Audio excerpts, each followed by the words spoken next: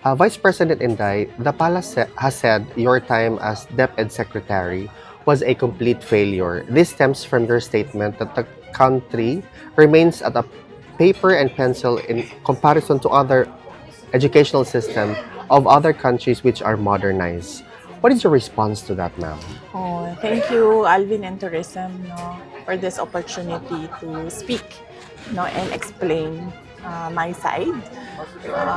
Unang-una, nasabi ko yon na we are still, we are truly behind sa education system natin compared to more developed countries around the world.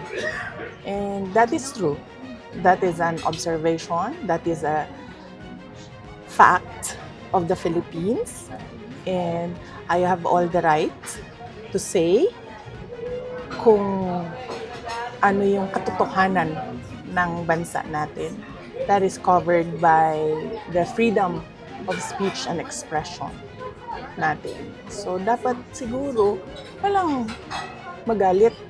Kasi yun naman yung katotohanan ng bansa natin eh. Saan ba tayo magsisimula mag-isip ng mga solusyon kung hindi natin tanggapin na mayroong problema yung bayan? Pangalawa, hindi ko maintindihan saan nanggagaling yung total failure ako as a Department of Education Secretary. Kasi iba yung actions ni BBM noong ako ay nag-tender ng resignation. Kung maalala ninyo, that was June 19, 2024. It was a Wednesday. Matagal ko na pinag-isipan yung pagre-resign. Inisip ko na kapag mag-resign ako, habang nasa administration ako, inaatake ako. Pag nag-resign ako, dodoble yung atake sa akin. Posibleng mag-file ng impeachment case sa akin dahil September 2023 pa lang pinag-uusapan na yon. So, matagal ko na hawak-hawak yung resignation letter na yun. Matagal akong pabalik-balik sa Malacanang, pero hindi ko talaga pa naibigay. Pero nung June 19, 2024, dun ko na isip na yun ang pinakatamang panahon na ibigay ko na yung irrevocable resignation ko. Kasi merong meeting sa Malacanang about opening of classes na hindi naman dapat na umaabot sa level ng Pangulo, pero meeting ko no para sa kung kailan magbubukas ang klase. So after nung meeting, nag-request ako kay President Marcos if I can have a few minutes of his time. Meron lang akong ibigay sa kanya na sulat. So, ang ginawa niya, sinabi niya, so ano kasi yon? Meron silang reception area, tapos papasok ka sa isang room. Doon sa room, doon ginagawa yung meetings nila. Merong conference table. Tapos, pinapasok niya ako sa isa pang room doon sa loob. Nagmuka siyang office na may table, may office table, may lounge, merong living room. Doon niya ako dinala. Meron pa isang conference table. So, tinanong pa nga niya ako hindi ka pa nakapasok dito? Sabi ko, hindi. First time ko ito nakapasok dito. Tapos nagkwento pa siya na, nung panahon ng tatay ko, parang kung saan nag-gather ang mga tao. Tapos, gusto niya daw yung view na yon doon, kaya ginawa niyang office.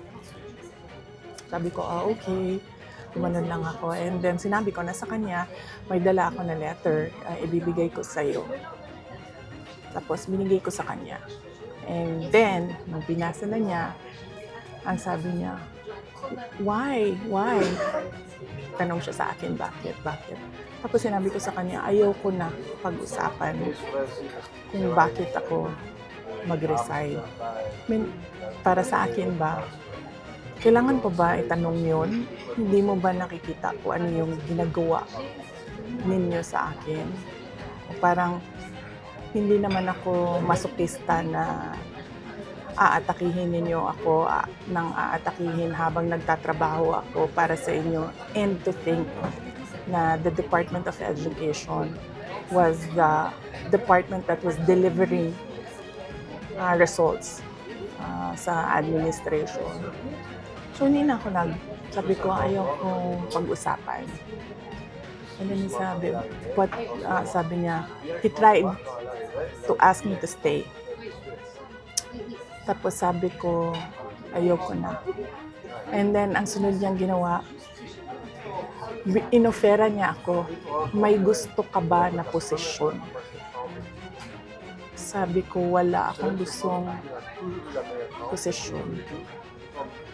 Tapos ang sunod niyang sinabi sa akin, pwede ka bang tumulong sa midterm elections para sa mga senators? Tapos sabi niya, kasi di ba yung pugpong ng pagbabago, kasali naman yun sa unit team noon. Ganun siya. Sabi ko, hindi ko, pag-iisipan ko, pero wala pa akong plano para sa 2025 midterm elections ng senators. So, clearly, lahat ng attempts niya to make me reconsider my resignation, na sinabi niya, magstay lang ako as Department Secretary o DepEd, na sinabi niya, gusto ko bang lumipat sa ibang posisyon, sabihin ko daw sa kanya, na sinabi niya, pwede ba akong tumulong sa midterm elections ng 2025. So, hindi iyon actions ng taong tumitingin as failure ako. Action yon ng taong tumitingin na kailangan niya yung trabaho ko. So, hindi ko alam saan nanggagaling yung sinasabi nilang failure ako as a Department of Education Secretary. At ang clincher dito, hindi yun. Hindi yung gusto niya akong manatili at magtrabaho para sa kanya sa administrasyon. Yun yung pag-alis ko, nagbeso-beso siya sa akin. This was 10:25 or 10:30 in the morning. Ba, sa oras ko. Hindi lang ako sigurado sa oras. Yes, tama. Kasi ito yung pumasok sa isip ko eh. Tama yung oras ko. 10:25, 10:30 naman. Amoy alak siya. At kung ako ang pahulain, kung ano yung alak na yon, whiskey. Pero, hindi ko naman siya nakita nag-inom ng whiskey. Nakikita ko siya lagi umiinom ng champagne. Pero amoy alak siya at 10:30 in the morning. Doon na-confirm yung decision ko na mag-resign. So, hindi ako ang failure. Siguro, ang failure is yung 10:30 pa lang ng umaga, amoy alak ka na.